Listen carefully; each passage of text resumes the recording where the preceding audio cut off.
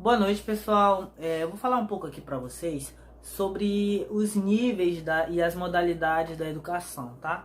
Especificamente da educação básica. A educação é dividida em duas, tá? Tem a educação básica e a educação superior, que no caso é a nossa, né?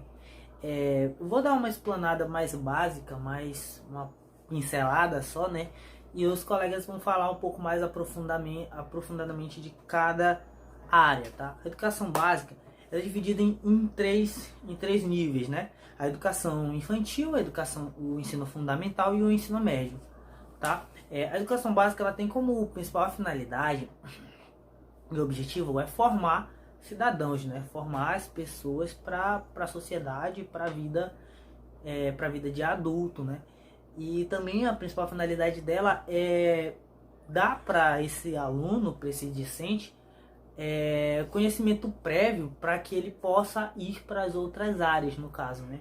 Para seja ela qual for, mas o conhecimento prévio ele já deve sair do ensino fundamental e ensino médio com esse conhecimento, tá? Segundo a LDB, a educação básica ela é bem maleável até, seguindo assim as características do meio onde ela está inserida. Por exemplo, a educação básica ela pode ser organizada de várias maneiras diferentes. Por exemplo, ela pode ser organizada anualmente, semestralmente e em outros tipos de períodos também, de acordo com a necessidade. E também pode ser organizada as turmas de acordo com a idade, de acordo com o nível escolar, também respeitando as particularidades de cada local, tá? E cabe à escola também classificar os alunos para determinadas séries, né? E além disso, ela também vai classificar o aluno quando for uma questão de transferência do aluno para outra instituição. E às vezes essa outra instituição é uma instituição fora do Brasil, por exemplo. Isso também vai ser a escola que vai denominar para qual série ele vai na outra instituição, no caso. Tá? E o calendário ele também deve respeitar as particularidades de cada local. Por exemplo, características financeiras, características culturais e até do clima também do local, tá? Se tiver um clima desagradável, que não dê de ter aula, o calendário escolar deve se adequar a essas coisas, tá? A gente sabe, né, a carga horária anual do ensino fundamental e do ensino médio é basicamente de 800 horas anuais, tá? Então, essas 800 horas devem ser divididas em 200 aulas, sem contar os adicionais, como, tipo, por exemplo, prova final, essas coisas. Ela tem que ter 200 aulas fechadinhas ali, bonitinho, no ensino fundamental e no ensino médio. Porém, no ensino médio teve uma alteração em março de 2017 e ele tem que ter uma carga horária superior. Agora ele deve ter uma carga horária de 1.400 horas, tá, no ensino médio. Essa mudança é, entre aspas, recente, né, porque ela é de 2017 e ela ainda está sendo aplicada gradativamente pelas escolas. Não é uma coisa abrupta, né? Ela está acontecendo de maneira gradual. Tá, deixa eu ver o que mais aqui eu posso falar.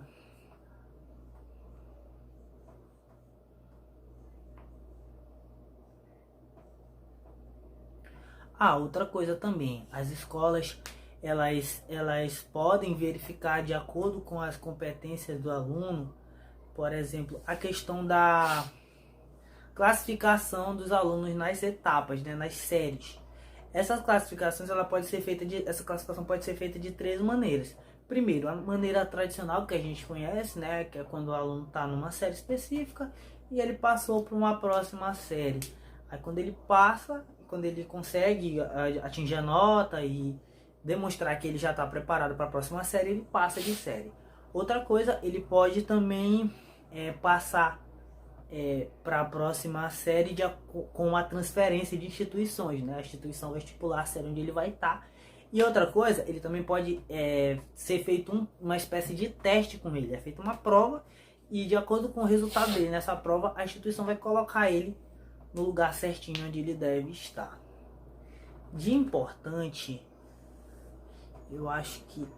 outra coisa, também a gente pode falar sobre a instituição também tem a possibilidade de poder acelerar esse aluno, se o aluno tiver com uma dificuldade, tiver atrasado nos estudos.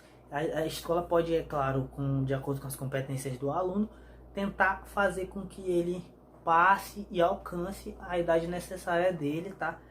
E também o contrário, se o aluno tiver adiantado, tiver um pouco mais na frente, a escola pode tentar colocar ele num grau acima, tá? Fora isso, a escola também, o aluno deve comparecer a pelo menos 75% das aulas para ele, para que ele possa passar. Se ele faltar mais de 25%, ele não passa, tá? Não passa de ano, de acordo com a LDB. E o sistema de ensino também é obrigatório ele fazer aulas noturnas e também educação de jovens e adultos, né, para os adultos poderem atingir o nível escolar. E outra coisa, é objetivo das autoridades, tá? Estipular toda essa quantidade de alunos nas devidas salas e a quantidade de professores e também verificar todas as questões estruturais da escola, como que tá a estrutura, como é que tá as salas e tudo isso, tá? Importante, eu acho que é isso. Muito obrigado, tá? Lei de Diretrizes e Bases da Educação Nacional. O artigo 26, ele informa que os currículos da educação infantil, do ensino fundamental e do ensino médio devem ter base nacional comum, a ser complementada em cada sistema de ensino e em cada estabelecimento escolar, por uma parte diversificada, exigida pelas características regionais e locais da sociedade, da cultura, da economia e dos educandos.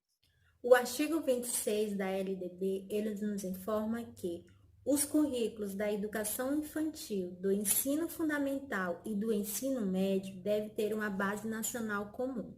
Essa base nacional comum, elas nos dão uma base e nos traz habilidades e aprendizagens essenciais para que os currículos do sistema de ensino sejam elaborados. Então, essas habilidades, elas podem ser desmembradas para serem trabalhadas de forma mais analíticas ou podem ser acrescentadas. Essas habilidades que são acrescentadas são aquelas que são exigidas pela diversidade cultural, aspectos regionais e também por aqueles educandos daquele local, certo? Então, essa base nacional comum curricular, ela é viável para todo o Brasil? Sim, ela é viável, porque, como foi comentado, elas nos dão embasamentos para que essa elaboração dos currículos do sistema de ensino sejam elaborados, certo? E, posteriormente, elas podem ser contextualizadas, essas habilidades, no plano atual, no plano anual, ou no plano de aula, ou no plano de curso. O artigo 26A, ele informa que, nos estabelecimentos de ensino fundamental e de ensino médio, públicos e privados, torna-se obrigatório o estudo da história e da cultura afro-brasileira e indígena. Estabelece a obrigatoriedade do estudo da história e da cultura afro-brasileira e indígena nos estabelecimentos de ensino do fundamental e médio, tanto do sistema de ensino privado quanto o público. No parágrafo 1º, ele fala sobre o conteúdo programático a que se refere a este artigo, né? Sobre a caracterização e a formação da população brasileira, que são a partir desses dois grupos étnicos.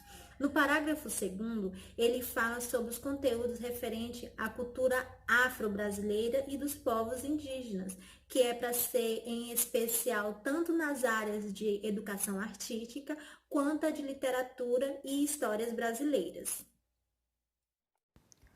O artigo 27, ele informa que os conteúdos curriculares da educação básica observarão ainda as seguintes diretrizes: Inciso 1.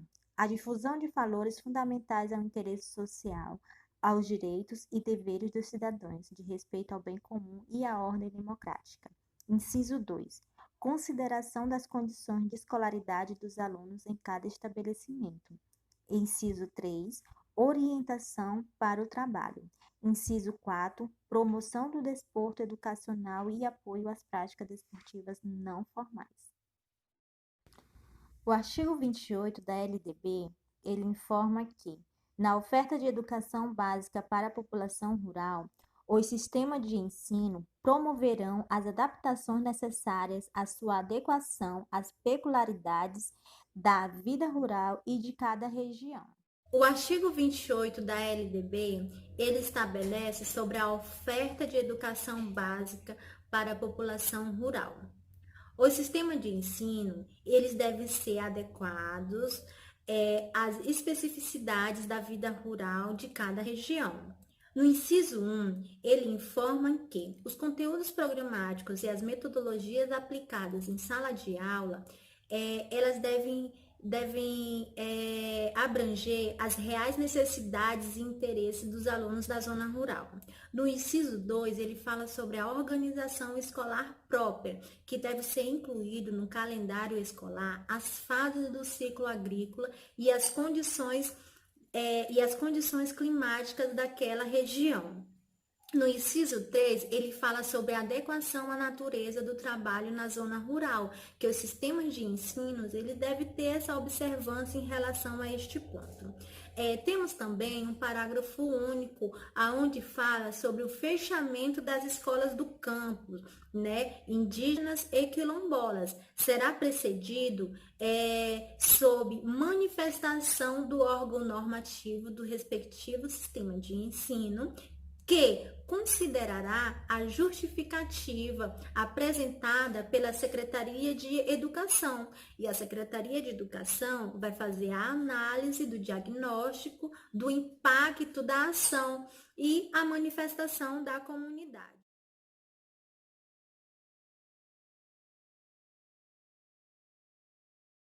Olá, falarei um pouco sobre a educação infantil segundo a Lei de Diretriz e Base da Educação Nacional, a LDB.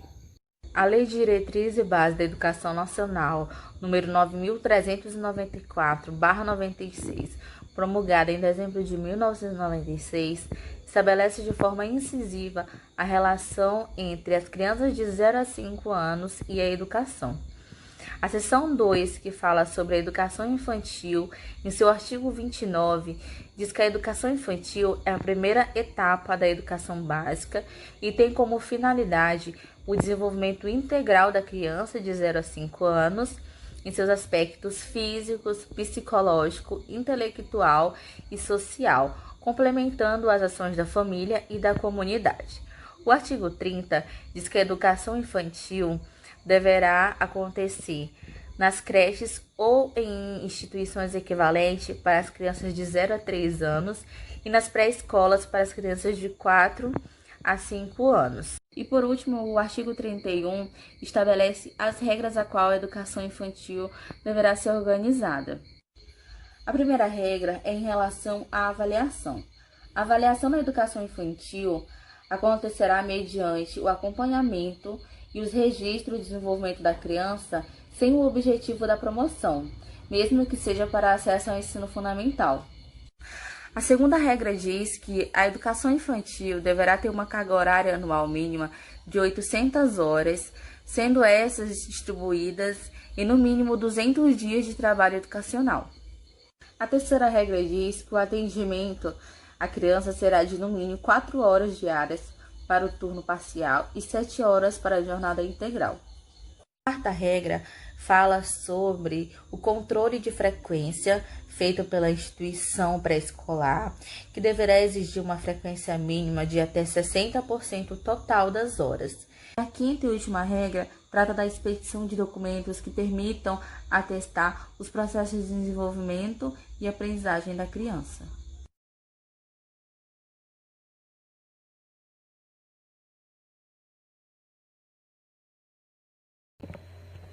Bem, vamos falar hoje sobre o ensino fundamental, tá bom? Primeiro, principalmente sobre os artigos 32, 33 e 34, tá bom? Bem, o artigo 32, ele diz que o ensino fundamental obrigatório, com duração de 9 anos, gratuitos nas escolas públicas, iniciam aos 6 anos de idade, né? E tem por objetivo a formação básica do cidadão, que é o que a gente já conhece. O aluno, a partir dos 6 anos, entra no ensino fundamental, no primeiro até o 9º ano, tá bom? E mediante o desenvolvimento de capacidades de aprender por meios básicos o domínio da leitura, da escrita e do processo de cálculo. Além desses aprendizados didáticos, digamos assim, ele também vai ter uma compreensão sobre seu meio social, né? Sistema político, arte e valores que fundamentam a sociedade em si como um todo, tá bom? E além de desenvolver tudo isso também, ele vai começar a formar suas atitudes e seus valores que levará consigo para o resto da vida, tá bom? Além disso, vai fortalecer o vínculo com a sua família, o laço de solidariedade humana, tudo isso pelo fato de ele se aproximar, ter mais contatos com vários outros alunos, tá bom? De diferentes realidades, tá? Agora a gente vai ressaltar 6 pontos do artigo 32, tá bom? Que é importante falar. Que o primeiro, é facultado ao sistema de ensino desdobrar o ensino fundamental em ciclos. O que ele quer dizer com isso? Que não é obrigatório para a escola desenvolver o sistema fundamental como primeiro, segundo, terceiro ano, tá bom? Que é o que a gente conhece. O segundo tópico vai falar sobre outras possibilidades, bem, aqui no segundo tópico diz, os estabelecimentos que utilizam progressão regular por série pode adotar o sistema fundamental. No sistema fundamental, o regime de progressão continuada. O que é a progressão continuada? É o que a gente conhece hoje como EJA, tá? Que o aluno entra, geralmente ele entra num ciclo que demora mais do que um ano e antes de ir para o próximo ciclo, tá bom? E geralmente esses ciclos duram mais do que um ano, tá bom? Essa é a diferença da parte de ciclo para a parte de progressão continuada, tá bom? Isso tudo sem prejudicar suas avaliações, seu processo de ensino-aprendizagem que ambos têm, tá? Agora a gente vai para o terceiro ponto, que ele diz que o ensino fundamental regular deve ser ministrado na língua portuguesa, exceto para comunidades indígenas que vai utilizar a sua língua materna. E também o ensino tem que ser habituado para eles, tá bom? Para os indígenas. Por exemplo, levar mais os conteúdos à sua realidade. Um exemplo que bem claro é quando um professor de matemática pode utilizar seu quantitativo e, por exemplo, falar um exemplo sobre morangos, que eles podem não ter muito contato nem saber o que é, e sim utilizar mais da realidade deles, que assim ele vai ter um entendimento melhor. Isso não vale só para matemática, vale para qualquer outra disciplina, tá? Aí a gente vai falar também sobre, agora o tópico 4, né? Que o ensino fundamental ele é presencial. Complementando, o ensino à distância serve apenas para complementar o ensino presencial. E o ensino à distância ele também equivale para algumas emergências, que é o caso da pandemia que a gente está vendo agora. O ensino emergencial está sendo adotado por algumas escolas para o ensino fundamental, tá bom? E o quinto ponto é que o currículo do ensino fundamental ele vai incluir obrigatoriamente conteúdo que trate do direito da criança e do adolescente, tendo como diretriz a Lei de 8.069, de 13 de julho de 1990, que constitui que o Estatuto da Criança e do Adolescente observa a produção e distribuição do material didático adequado, que é o que a gente conhece muito o livro didático, que todos os alunos têm que receber, tá bom? E o sexto ponto é sobre o estudo de símbolos, que vai ser o estudo de símbolos nacionais que vai ser incluído no currículo do ensino fundamental. Por exemplo, o símbolo da Justiça Federal, ou até mesmo o símbolo da própria bandeira nacional, tá bom? E assim conclui o artigo 32, e a gente vai começar a falar um pouco do artigo 33. Bem, o artigo 33 diz que o ensino religioso, a matéria facultativa, é parte integrante da formação básica do cidadão e constitui disciplinas dos horários normais das escolas públicas do ensino fundamental, assegurando o respeito da diversidade cultural e religiosa do Brasil, vedadas qualquer forma de proselitismo. Bem, o que a gente pode destacar disso? Que o ensino religioso é uma matéria facultativa, logo, não é obrigado o aluno a realizá-lo na escola, tá bom? No momento da matrícula, o pai pode optar por não realizar o ensino religioso, caso não seja a religião do filho dele, enfim, por N fatores. E outro ponto importante é que ele diz que é vedada qualquer forma de proselitismo. O que é isso? É a catequese, o apostolado, que é qualquer forma de impor religião ao aluno. Isso é proibido nas escolas, né? Proibido nas escolas, tá bom? Que trata do ensino fundamental. E tem dois pontos que a gente deve falar no artigo 33 ainda, que é o sistema de ensino regulamentará os procedimentos para a definição de conteúdos do ensino religioso, estabelecerão normas para habilitação e admissão de professores, tá bom? O sistema de ensino ele vai habilitar e capacitar os professores para ministrar essa disciplina no ensino fundamental dos alunos, né? E o segundo é que o sistema de ensino ouvirão entidades civis constituída por diferentes denominações religiosas para definição dos conteúdos do ensino religioso, tá bom? Que antes de passar ele vai adquirir conteúdos de várias entidades civis religiosas, tá bom? Para atribuir um conteúdo sólido para o professor passar para o aluno dessa disciplina, tá bom? Aí isso conclui o artigo 33 e a gente vai começar o artigo 34. Bem, o artigo 34 diz que a jornada escolar de ensino fundamental incluirá 4 horas de trabalho efetivo em sala de aula, sendo progressivamente ampliado no período de permanência na escola, tá bom? E tem mais 2 tópicos também que devemos ressaltar. Por exemplo, o primeiro, que são ressalvados os casos dos alunos noturnos e das formas alternativas de organização autorizadas pela lei, tá bom? Então quer dizer que tem algumas exceções, tá? Que é o caso dos alunos que estudam à noite por algum motivo ou outro, tá bom? E o segundo ponto é que o ensino fundamental será ministrado progressivamente em tempo integral, mas é a critério do sistema de ensino, tá bom? Ele vai ser integral, mas é a critério do sistema de ensino da escola, tudo bem?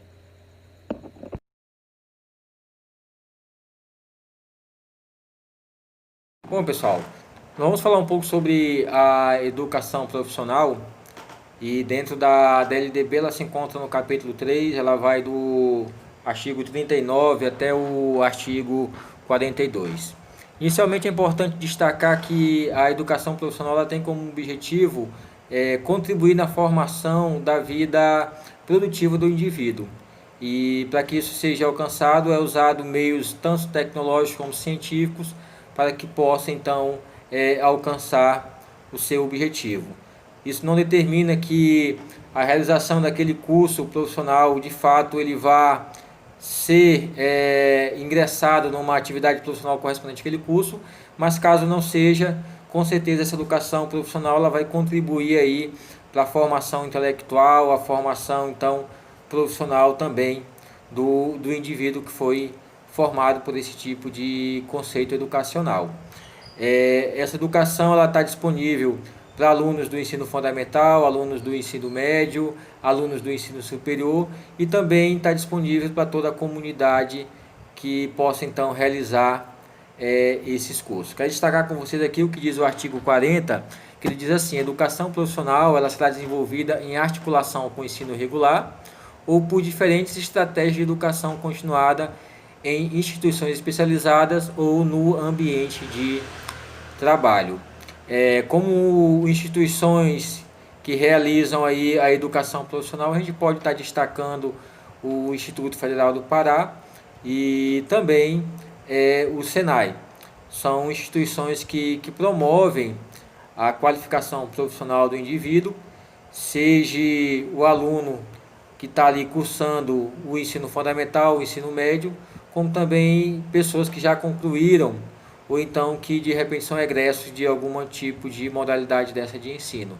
Ele não só proporciona os cursos profissionalizantes, mas também os cursos que podem ser complementar à educação profissional. O artigo 41 ele diz o seguinte, que ao concluir esses cursos profissionalizantes, o aluno, depois então ali de avaliado, tendo feito as avaliações devidas, ele então recebe um certificado, de fato então reconhecido, para poder certificar a sua conclusão. E esses certificados eles são válidos em todo o território nacional, tá bom? O artigo 42 ele diz o seguinte, que as escolas técnicas e profissionais, além dos seus cursos regulares, ofereçam cursos especiais abertos à comunidade, condicionado à matrícula, capacidade de aproveitamento e não necessariamente ao nível de escolaridade.